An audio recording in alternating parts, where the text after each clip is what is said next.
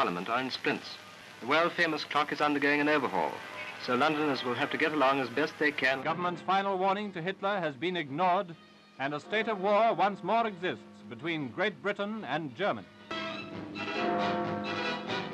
Arriving at Westminster with special access to the War Cabinet, Mr. Churchill has in 1914 his First Lord of the Admiralty.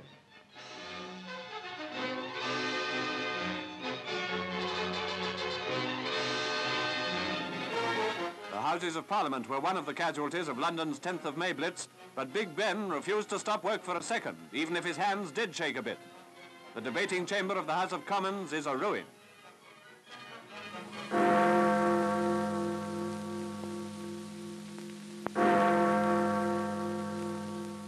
Right up to the end, London and southern England had been under fire. London certainly had as much right as anywhere to celebrate victory, and London certainly did. The one place that intrigued me was my first trip to London and the House of Parliament in Big Ben. Now, these pictures, you must remember, are more than a quarter of a century old.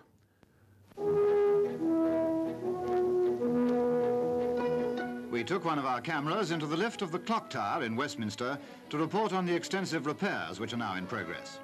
3 of the clock faces, which are over 22 feet in diameter, will have to be reglazed, so you can see it's quite a job. The minute hands alone are 14 feet long. Big Ben, of course, is the name of the famous bell. 97 years old, it weighs 13.5 tons. And here's the flaw in the casting which gives it that particular tone. It's all right for Big Ben getting his beauty treatment, but how would you like to work 320 feet over London?